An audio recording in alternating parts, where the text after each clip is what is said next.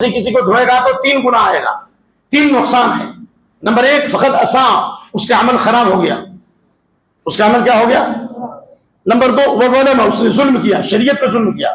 Number 3 وہ تعدی، اللہ کی boundary سے آگے بڑھ گیا۔ تو 3 مرتبہ سے زیادہ دھوتے، جبکہ اللہ کے نبی صلی اللہ علیہ وسلم نے ہر عضو کو 3 بار دھویا، لیکن سر کا مسح 1 بار، اور ہاتھ کو دھویا کہنیوں سمیت، اور پاؤں کو دھویا ٹخنوں سمیت، لیکن سر کے مسح کے بارے میں یہ نہیں کہ گردن تک مسح کرو، یہ تک کہاں سے لائے؟ اس بارے میں بہت ساری روایتوں کو میں نے دیکھنے کی کوشش کی، لیکن میں آج کہتا ہوں اہل مکہ ادرا بشعابہا، مکہ کی پہاڑیوں کے بارے میں اسی کو معلوم ہوگا جو وہاں رہا ہے، جو گھر والا آدمی ہے وہ گھر کے بارے میں زیادہ جانتا ہے۔ تو اس لیے میں یہ بتانا چاہتا ہوں کہ گردن کا جو مسح کسی بھی صحیح حدیث سے ثابت نہیں ہے، نمبر 1۔ نمبر 2 گردن کا مسح کرنا سنت کی مخالفت ہے۔ نمبر 3 گردن کا مسح کرنا بدعت ہے۔ نمبر 4 گردن کا مسح کرتا ہے تو وہ نبی صلی اللہ علیہ وسلم پر خیانت کا الزام لگاتا ہے کہ نبی کو معلوم تھا لیکن آپ نے نہیں بتایا، یا نبی صلی اللہ علیہ وسلم پر جہالت کا الزام ہے نعوذ باللہ کہ آپ کو معلوم ہو گیا لیکن نبی کو معلوم نہیں تھا۔ نمبر 5 یہ اللہ کی کتاب کی تکذیب ہے۔ تکذیب سمجھتے ہیں کہ نہیں؟ یعنی اللہ کی کتاب کا انکار لازم آتا ہے۔ اللہ نے کہا سر کا مسح کرو، لیکن کہاں تک کرو یہ نہیں بتایا، صرف سر کا مسح کا ذکر ہے، ہاتھ ٹخنوں سمیت، پاؤں ہاتھ جو ہے ٹخنوں سمیت، اور پاؤں ٹخنوں سمیت۔ اسی لیے آئیے میں حدیث پیش کرتا ہوں۔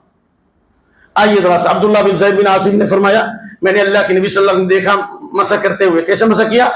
آپ نے پانی لیا اور آپ نے کہا، میں الفاظ حدیث پڑھ رہا ہوں بخاری، بسم اللہ، بدأ بمقدم راسه، پہلے حدیث سن لیجیے، بدأ بمقدم راسه حتى ذهب بهما الى قفا ثم ردهما الى المكان الذي بدأ منه۔ آپ نے سر کے اگلے حصے سے شروع کیا۔ دیکھ لیجئے، میں تو اکثر بتاتا ہوں تو کھڑے ہو کر، تاکہ اس میں کوئی شک نہ ہو، چاہے 2 آدمی سیکھ لے 1 آدمی سیکھ لے، میری نجات کا کوئی راستہ نکل جائے گا۔ حضرت عبداللہ بن زید بن عاصم نے کہا میں نے اللہ کے نبی کو دیکھا مسح کرتے ہوئے۔ کیسے مسح کیا؟ آپ نے سر کے اگلے حصے پانی لیا، ایسے لیا، بعض لوگ ایسے بھی کر سکتے ہیں لیکن ایسے شروع کیا، سر کے اگلے حصے سے شروع کیا، حتی ذهب بهما الى قفا، کہاں تک لے گئے؟ گدی تک۔ گدی کس کو کہیں گے؟ جہاں بال ختم ہوتا ہے، یہ گدی ہے، یہاں تک لے گئے۔ ثم ردهما الى المكان الذي بدأ منه، پھر آپ نے اپنے دونوں ہاتھوں کو وہاں تک لوٹایا جہاں سے آپ نے پہلی مرتبہ شروع کیا۔ بس اتنا ہی ہے، سمجھ میں آ گئی بات نا؟ سر کے اگلے حصے سے شروع کیا اور یہاں لے گئے اور پھر یہاں پہ جائے، آپ کا مسح مکمل، آپ کا مسح۔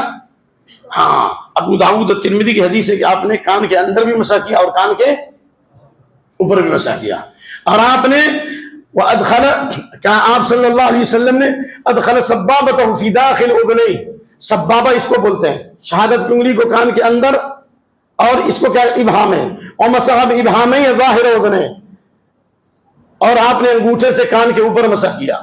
تو آپ یہ سوال کیجئے کہ اللہ نے کہا سر کا مسح کرو تو تم نے جو ہے دونوں کان کا مسح کیوں کیا؟ سوال سمجھ رہے ہیں نا؟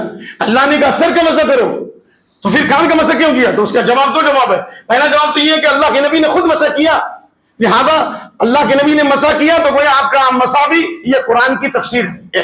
دوسرا جواب یہ ہے آپ نے جو کان کا مسح کیا تو کہا میں نے کان کا مسح اس لیے کیا، الاذنان من الراس، دونوں کان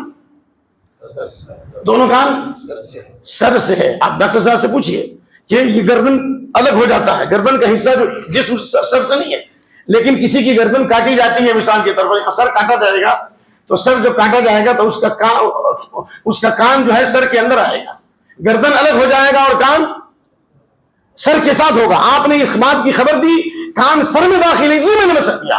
لیکن اب آئیے ذرا سا آپ کو کچھ نوادرات کا درشن کراتے ہیں۔ ہندوستان کے اندر ایک بہت بڑے محدث ہیں، ان کا نام ہے عبدالحی لکھنوی۔ بڑے بڑے علماء حناف سے میں نے اس علم حاصل کیا، اور علم کی کہ جو وہ چوٹی تھے، بلندی پر فائز ہے، امارت شریعہ وغیرہ بہار بڑے بڑے عالم، ان سے میں نے انفرادی طور پر بھی بات کیا، غور سے سنیے۔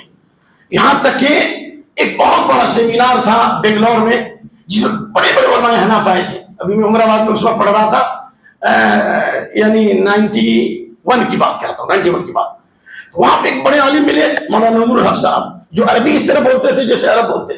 میں نے کہا مولانا یہ گردن کا مسح کہاں سے کرتے ہو؟ ابھی میں 5ویں یا 6ٹھی جماعت میں پڑھ رہا تھا، ابھی عمر آباد آیا تھا۔ داخلہ ہو گیا تھا لیکن بیمار ہو کے واپس جا رہا. کہاں سے کرتے ہو؟ کہا کہ میں گردن کے مسح کو نہیں مانتا، یہ حدیث کے خلاف. چلیے، مجھے مظاہر علوم سہارنپور کے بڑے بڑے طلبہ نے بتایا، میری رشتہ داروں نے، کہ وہاں پر مولانا یونس صاحب جو حدیث کے بہت بڑے عالم، کیونکہ ریکارڈ ہو رہا ہے اور اس دور کے بڑے محدث ہیں، علماء عرب میں ان کی جو ہے بڑی عزت مانی جاتی تھی، انہوں نے بھی کہا کہ گردن، علماء احناف جو گردن کے مسح کو مستحب کہتے ہیں، حنفی میں کہ گردن کا مسح مستحب ہے، کہا کہ گردن کے مسح کے بارے میں کوئی بھی صحیح روایت نہیں. چلیے آگے چلیے. علامہ عبدالحی لکھنوی بہت بڑے عالم ہیں، انہوں نے کتاب لکھی الاجوبۃ الفاضلہ عن الاسئلۃ العشرۃ الکاملہ، 10 سوالات کے جواب دیے جو بالکل محدثین کے منہج کے مطابق. ان میں سے ایک سوال یہ تھا مسح الرقبہ، گردن کا مسح. مولانا نے کہا کہ دلائل کس سے ثابت کیا کہ گردن کا مسح کسی بھی صحیح حدیث سے ثابت نہیں ہے. جس حدیث میں بھی آیا ہے وہ حدیث ثابت نہیں ہے، کیونکہ اللہ نے سر کے مسح کا حکم دیا، گردن کے مسح کا حکم نہیں دیا. ہاں، گردن کا مسح اس وقت ہو سکتا ہے جب ایک ساتھ مسح کرے، یعنی سر سے شروع کرے اور گردن تک لے جائے پھر لوٹائے. الگ سے جو ایسے گردن کا جو مسح کرتے ہیں یا ایسے ایسے جو لوگ کرتے ہیں، ایسا لگ رہا ہے کہ گل پھینک رہے ہیں. نہیں دیکھا گل پھینکتے ہوئے؟ آپ لوگ شاید نہیں دیکھے. ہم لوگ سمندر کے پاس جاتے ہیں تو ایسے ایسے لپیٹتے ہیں نا، تو کچھ لوگوں کو دیکھیے ایسے ایسے ایسے لپیٹتے ہیں. یہ کہاں سے لائے بھائی؟ یہ عجائبات کی سیر کر رہے ہو؟ ہمارے بعد مشائخ کہتے تھے الہند بلد العجائب والغرائب، ہندوستان عجائب و غرائب کا دیش ہے. تو یہ جو مسح میں اور سر کے مسح میں ایسے ایسے کرتے ہیں پھر چومتے ہیں، یہ کہاں سے آئے؟ اس لیے یہ بالکل صریح بدعت ہے، اور اس بات کا خوف ہے کہ ایسا وضو جو باطل ہو جائے گا، کیونکہ حضرت عثمان رضی اللہ عنہ نے وضو کا پانی منگایا اور شروع سے لے کر بسم اللہ سے لے کر کے پاؤں تک دھویا بالکل سنت کے مطابق. اور آپ نے فرمایا کہ میں نے نبی صلی اللہ علیہ وسلم کو فرماتے ہوئے میں نے نبی صلی اللہ علیہ وسلم اسی طرح وضو کرتے ہوئے دیکھا، اور اس میں گردن کا مسح نہیں ہے، اور اس میں اس طرح سے جو گل پھینکتے وہ بھی نہیں ہے. اور کہا کہ رأیت النبی صلی اللہ علیہ وسلم، میں نے اللہ کے نبی کو اسی طرح مسح کرتے ہوئے دیکھا، اور آپ نے فرمایا جو اس طرح سے مسح کرے گا، جو اس طرح سے وضو فرمائے گا اور پھر 2 رکعت نماز پڑھے گا. میں الفاظ حدیث پڑھ دیتا ہوں. تو رأیت النبی صلی اللہ علیہ وسلم توضأ نحو هذا وقال من توضأ نحو هذا ثم صلى ركعتين لا يحدث فيهما نفسه الا غفر الله ما تقدم من ذنبه. اللہ اکبر.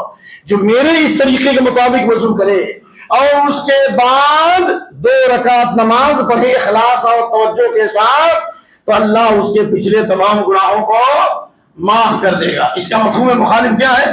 جو اس طریقے سے وضو نہیں کرے گا، میرے طریقے کے خلاف وضو کرے گا، اس کی نماز بھی صحیح نہیں، اور جب نماز صحیح نہیں تو اللہ اس کی مغفرت بھی